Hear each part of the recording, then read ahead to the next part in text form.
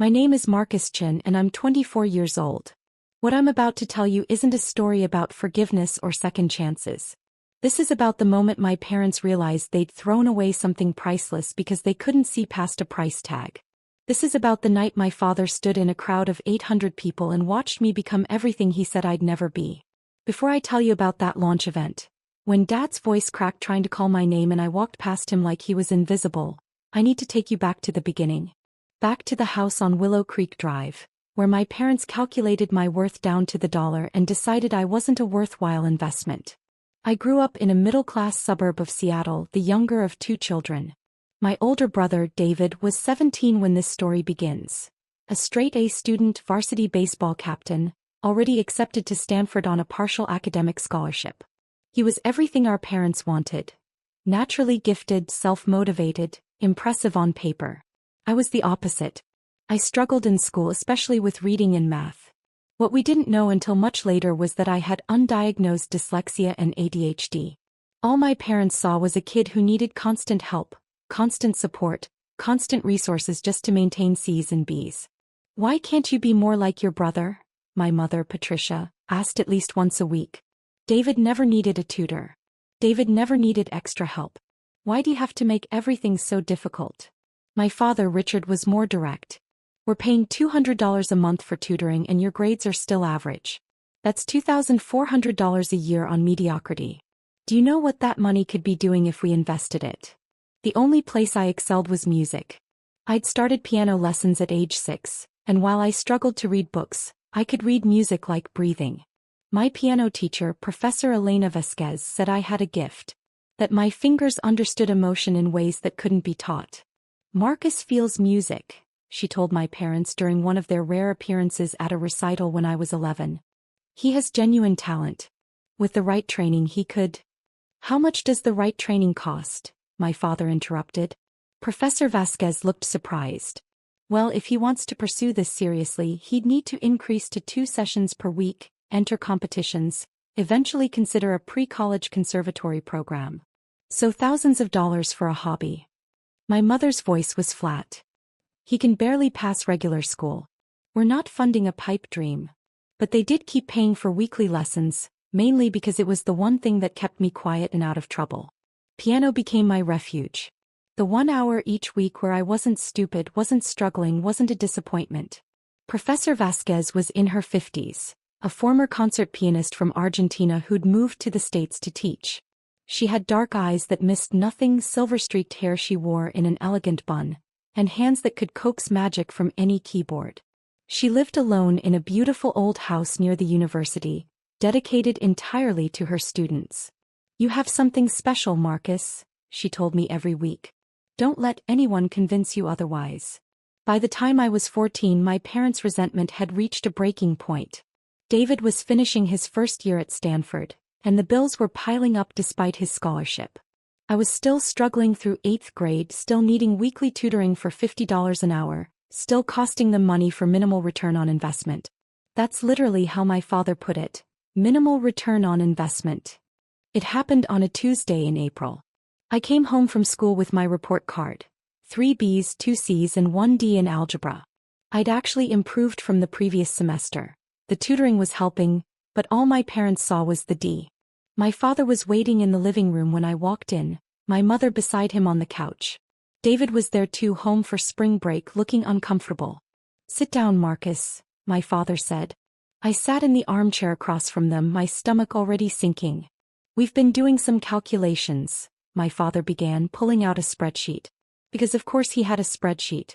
"Since you started struggling in elementary school, we've spent approximately $47,000 on your education. Tutors, learning specialists, testing, extra programs, supplies. $47,000. Do you know what David cost us in the same time frame? Maybe $5,000, and most of that was enrichment programs he chose, not remedial help he needed." "Richard," my mother said quietly, but she didn't stop him. "You're bringing home C's and D's despite all that investment," he continued. "Meanwhile, David's at Stanford maintaining a 3.9 GPA. Your piano lessons alone have cost us $15,600 over 8 years. For what? So you can play at 1 recital a year." "I love piano," I said quietly, Professor Vasquez says. Professor Vasquez makes money off you staying interested. My mother cut me off. Of course she says you're talented. This is her income stream. That's not fair, I protested. She really believes. Enough. My father held up his hand. We've made a decision. We're cutting off your tutoring and your piano lessons. David needs money for graduate school applications and we need to start saving for retirement. We can't keep throwing money at a child who isn't showing results. The room went silent. I looked at David, who was staring at his hands, refusing to meet my eyes. You're taking away my piano lessons? My voice came out small, broken. You're 14, my mother said. Old enough to understand priorities. We have limited resources and they need to go where they'll make a difference. David has a future in corporate law or business. You'll be fine. You'll graduate high school, get a normal job, live a normal life. Not everyone is meant for greatness, Marcus. Something inside me cracked. Professor Vasquez offered me a scholarship. A full scholarship to her summer intensive program. She believes in me. A scholarship means she keeps you hooked, my father said dismissively. Then later there are fees, travel costs, equipment costs. We've seen this before. The answer is no. But the discussion is over. My father stood up. You'll finish out this month's piano lessons since they're already paid for, but that's it. And tutoring ends immediately. You'll have to figure out school on your own like David did. If you're genuinely enjoying this story, please consider hitting that like button. Your support helps me continue creating content like this. I went to my room and cried for hours. Piano was the only thing I had. The only place I felt talented, capable, worthy. And they were taking it away because it didn't produce the returns they wanted. That night I heard them talking in the kitchen. I'd come downstairs for water and froze when I heard my name. Maybe we're being too harsh, my mother was saying. He's still just a kid. A kid who's costing us a fortune for nothing, my father replied. Patricia, be honest. Do you really think Marcus is going to do anything extraordinary? He's average. Below average considering how much help he needs. We're not being cruel, we're being realistic. David is our investment that's paying off. Marcus is a sunk cost. A sunk cost. That's what I was to my father. Not his son. Not a person with value. A failed investment. I went back upstairs, packed a backpack with clothes and essentials and wrote a note. I understand I'm too expensive. I'll figure it out on my own. Don't look for me. I left the house at 2 a.m. and walked 4 miles to Professor Vasquez's house. I slept on her porch until she found me at 6 a.m. when she came out to get her newspaper. Marcus. She was in her bathrobe, hair down, looking shocked. What on earth? I told her everything. The conversation, the spreadsheet, the $47,000 being called a sunk cost. I couldn't stop crying. Professor Vasquez led me inside, made me hot chocolate and let me talk until I had nothing left to say. Then she made a phone call. Yes, Patricia, this is Elena Vasquez. Marcus is at my house. He's safe. We need to talk. My parents arrived an hour later. They didn't look worried, they looked annoyed. Like I'd created an inconvenience. Marcus, you can't just run away because you don't like our decisions, my mother started immediately. Get your things. We're going home. Actually, Professor Vasquez said calmly, I'd like to speak with you both first.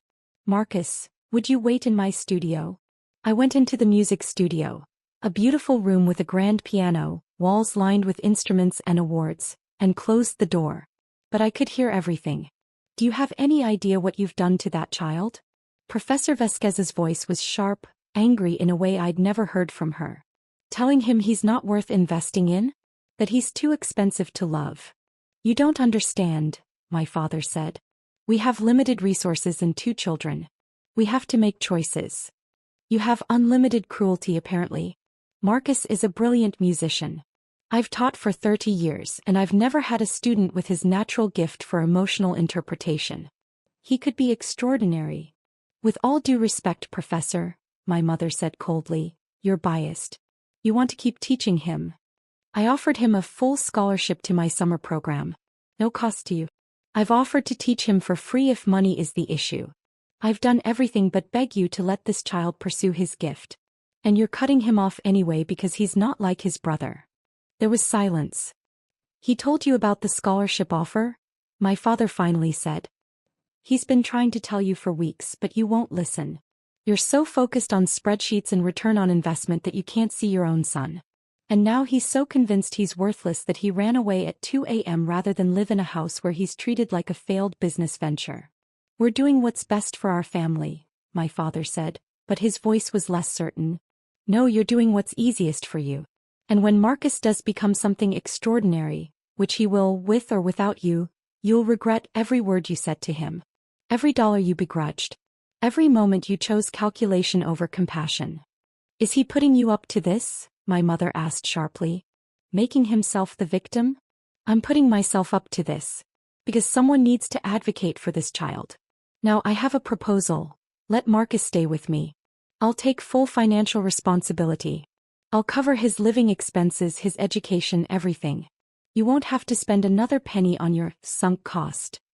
The silence stretched so long I thought they'd left. You want to take custody? My father finally said.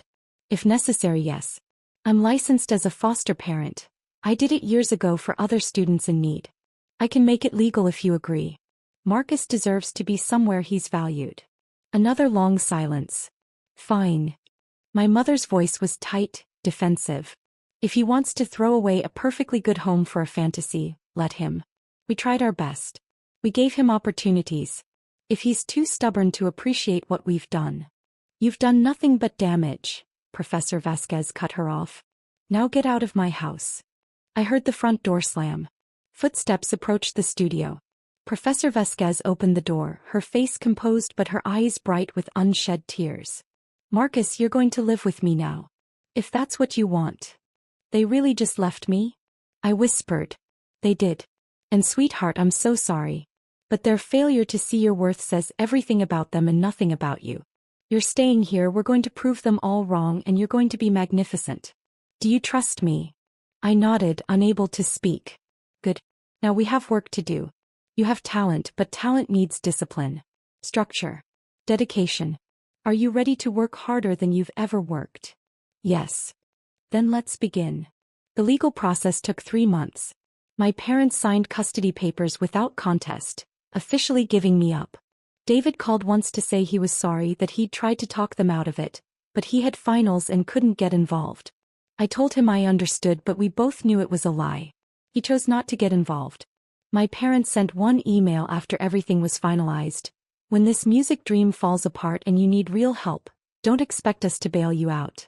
You made your choice. I never responded. Professor Vasquez, I started calling her Elena after the adoption was finalized. Transformed my life. She set up a structured routine. School from 8 to 3, homework and tutoring from 4 to 6. She hired a specialized tutor who actually understood dyslexia. Piano practice from 7 to 9, dinner and family time from 9 to 10. Family time? I asked the first week. Yes. We're family now.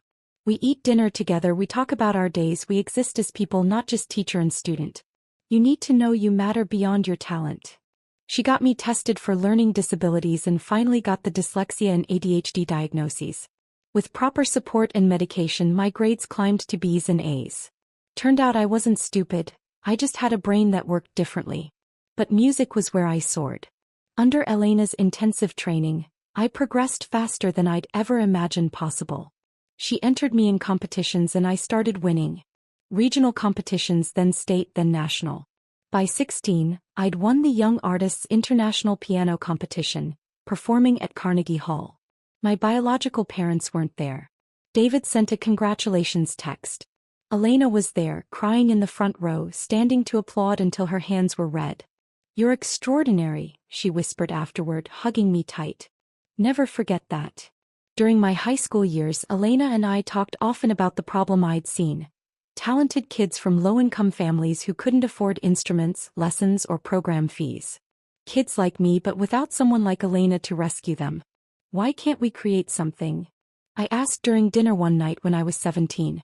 A program that gives free instruments and lessons to kids who can't afford them? Elena's eyes lit up. That's a beautiful idea. But it takes funding, organization, infrastructure. So we start small. We fundraise. We get donations. We build it. Drop a comment and let me know where you're watching from. Your support means everything. That conversation planted a seed. We started researching nonprofit structures, funding models, similar programs. Elena introduced me to people in the music education world. I spent my senior year of high school developing a business plan for what I called Harmony Bridge, a nonprofit that would provide free music education to underprivileged youth. I was accepted to Juilliard with a full scholarship. During my 4 years there studying piano performance and arts administration, Harmony Bridge grew from an idea to a reality. Elena and I officially incorporated it as a 501c3 my sophomore year. We started with a single program in Seattle serving 30 kids. By the time I graduated, we had programs in 5 cities serving over 500 students. But I wanted more. I wanted to scale Harmony Bridge into something transformative, national, undeniable. After Juilliard, I spent 2 years working as a performer and private instructor, saving every penny while growing Harmony Bridge on nights and weekends. Elena had retired from university teaching to run Harmony Bridge full-time as executive director. I was founder and creative director, handling program design and fundraising. We were operating on a budget of $400,000 annually, funded entirely through small donations and grants. It was enough to serve 800 students across 7 cities. But I had a vision for serving 10,000 students. For that, we needed serious money. When I was 23, I attended a philanthropy conference in New York. During a panel on education innovation, I met Victoria Brennan, a tech billionaire who'd made her fortune in educational software and now ran a foundation focused on youth development. During the networking reception, I approached her.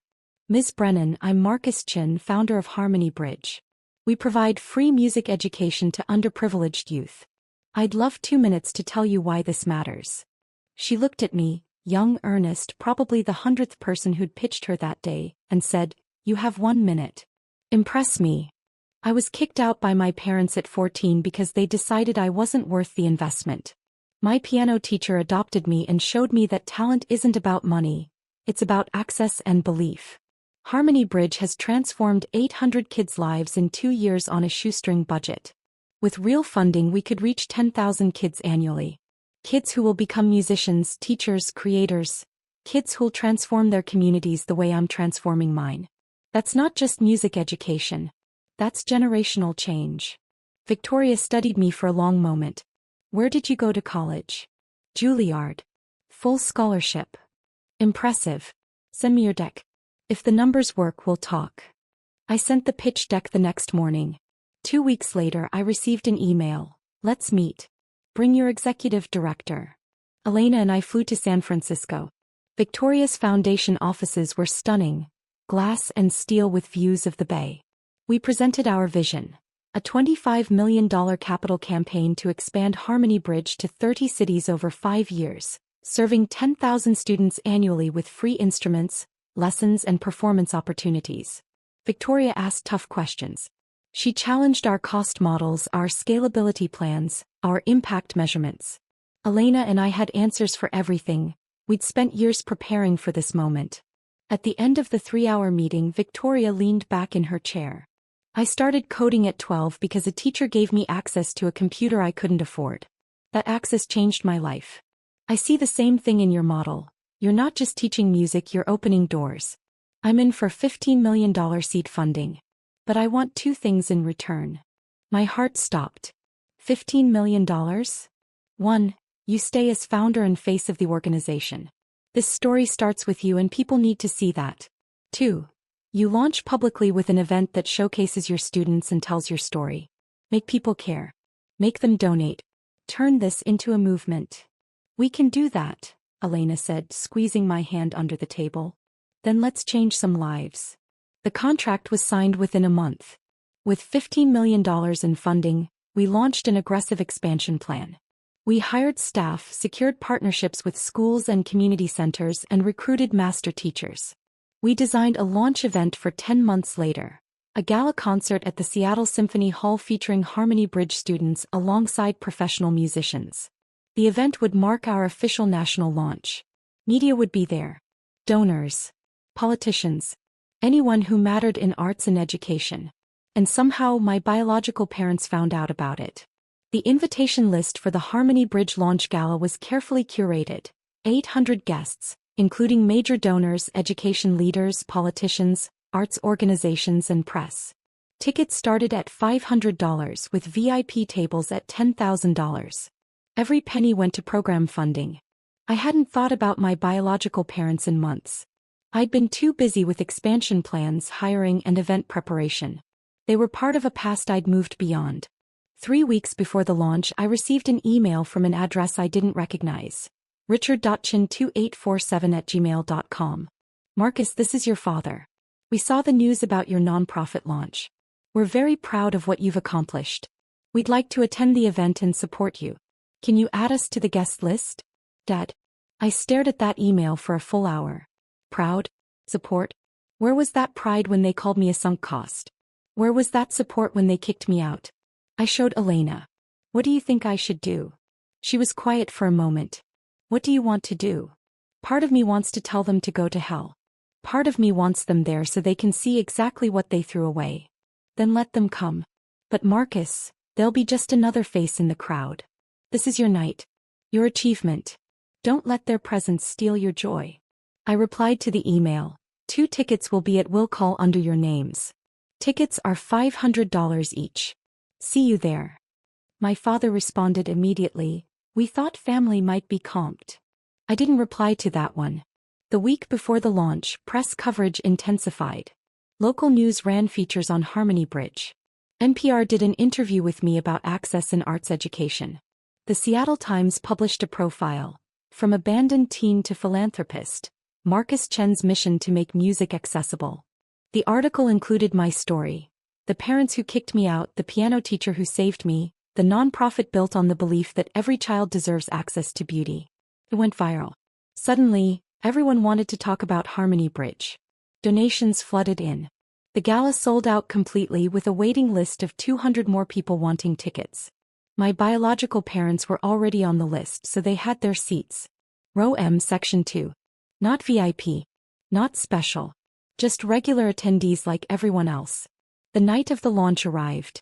Seattle Symphony Hall glowed with lights. Red carpet. Photographers. Local celebrities. It was surreal. This kid who'd been called worthless was now the center of attention for creating something that mattered. I wore a custom black suit. Elena wore an elegant navy gown. We stood in the VIP reception area before the show, greeting major donors and press. Victoria Brennan was there along with the mayor, several state legislators, and executives from major foundations. You did it, Elena whispered to me at one point, her eyes bright with tears. Look at this. Look at what you built. We built, I corrected. I'm nothing without you. The program was designed to be powerful.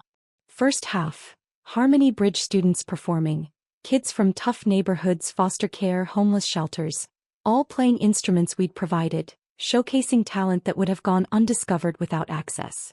Second half, professional musicians joining students in a collaborative concert. Then my keynote speech and the official campaign launch. As showtime approached, I did a final check backstage. 12 student performers, ages 8 to 17, all dressed in formal concert attire we'd provided. They were nervous and excited, some of them performing on stage for the first time. You're going to be amazing, I told them. Remember why we're here. To show the world that talent has nothing to do with money. You're proof of that. Go out there and play like you own that stage. They did. The first half was transcendent. An 11-year-old girl from a domestic violence shelter played Chopin with such delicate emotion that people openly wept. A 15-year-old boy who'd been living in his car 6 months ago performed an original jazz composition that brought the audience to its feet. Every single student was brilliant. During intermission, I stayed backstage preparing for my speech. Elena found me pacing. They're here, she said quietly. Your parents. I saw them in their seats. They both look, I don't know, uncomfortable. Good. The second half began. Professional musicians from the Seattle Symphony joined our students for collaborative pieces. The visual was powerful, world-class performers treating these kids as equals playing side by side. It made the statement we wanted. Talent deserves respect regardless of circumstance. Then it was time for my speech. The lights dimmed. A video began playing on the screens. Highlights from Harmony Bridge programs, testimonials from students and parents, statistics on the impact of arts education. Then my introduction. Ladies and gentlemen, Please welcome the founder of Harmony Bridge, pianist and advocate for music education equity, Marcus Chen. The applause was thunderous as I walked onto the stage. 800 people on their feet. I reached the podium, adjusted the microphone, and looked out at the audience. I found Elena first, front row center, already crying. I found Victoria Brennan smiling proudly. I found the mayor, legislators, donors who'd believed in this vision. And I found my parents. Row M, Section 2. My mother looked older, worn. My father had gained weight, lost more hair. They both looked overwhelmed, like they couldn't quite believe this was real. My father's eyes met mine.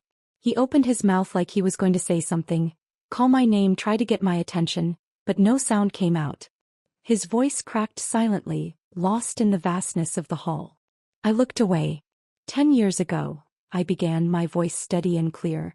I was told I wasn't worth investing in, that I was too expensive, that the money spent on my education, on helping me pursue what I loved, was wasted because I wasn't showing the right kind of results. The audience was silent, hanging on every word. I was 14 years old when my parents kicked me out of their house because keeping me cost too much. They had another child who was succeeding in traditional ways, and I was the one who needed tutoring, who needed accommodations, who needed support to pursue music. I was told I was average. Below average. A sunk cost.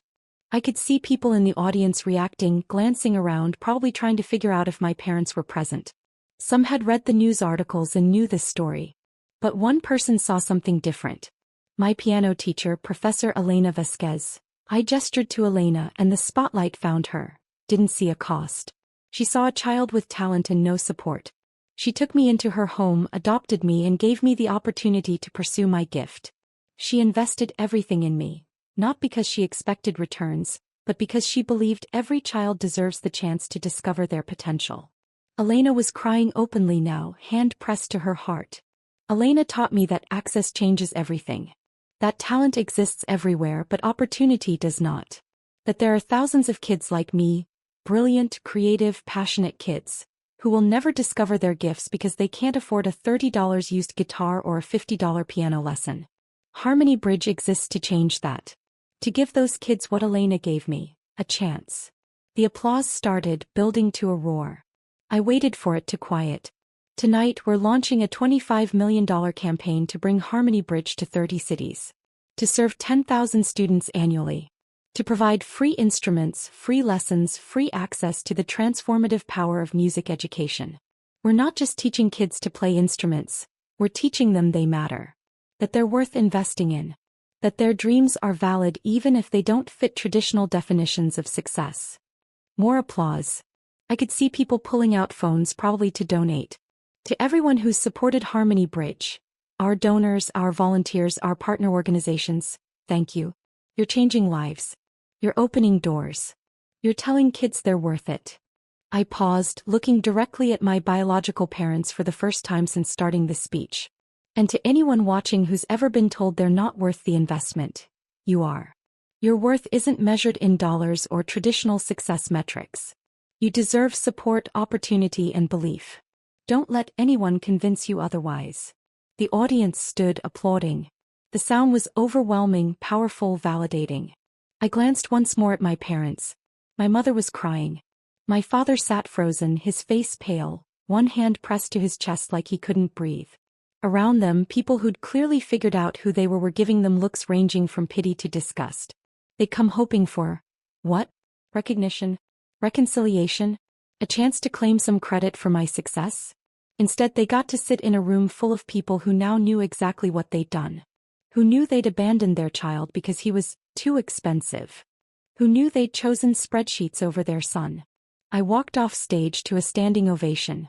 The rest of the evening was a blur of congratulations, handshakes, photos. Donors pledging money. Students thanking me.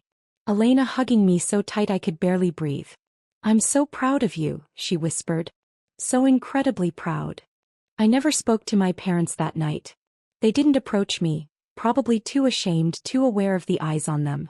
I saw them leaving early during the reception, slipping out side doors like they were escaping.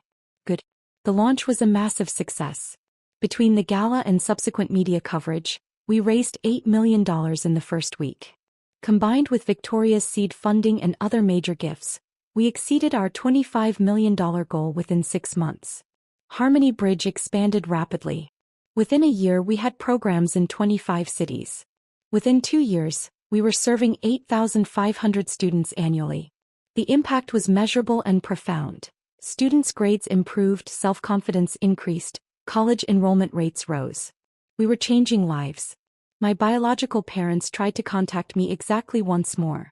3 days after the launch, I received a long email from my father. I've never shared it publicly, but I'll share excerpts here. Marcus, I don't know how to begin this. Your mother and I were at your event. We were so proud but also devastated. Sitting in that audience, hearing you tell our story, seeing what you've become, we realized the magnitude of our mistake. We treated you like a business decision instead of our son. We prioritized money over you. We were wrong. Terribly, unforgivably wrong. I know we don't deserve forgiveness, but I'm asking anyway. Can we talk? Can we try to rebuild? We want to know you. We want to be part of your life. Please, Dad. I read that email 3 times. I felt nothing. No anger, no satisfaction, no sadness. Just nothing. I replied with one line, "You made your choice 10 years ago. I made mine tonight. Good luck with your lives." Then I blocked the email address. My brother David reached out separately. He'd seen the news coverage and wanted to apologize for not standing up for me back then. We met for coffee and he was genuinely remorseful, but the relationship was too broken. We're cordial now, we email on birthdays, but we're not brothers in any real sense. He stayed with them. He made that choice. I'm 27 now. Harmony Bridge is a nationally recognized organization operating in 35 cities, serving over 12,000 students annually with an operating budget of $18 million. We've won awards, been featured in national media, and changed thousands of lives.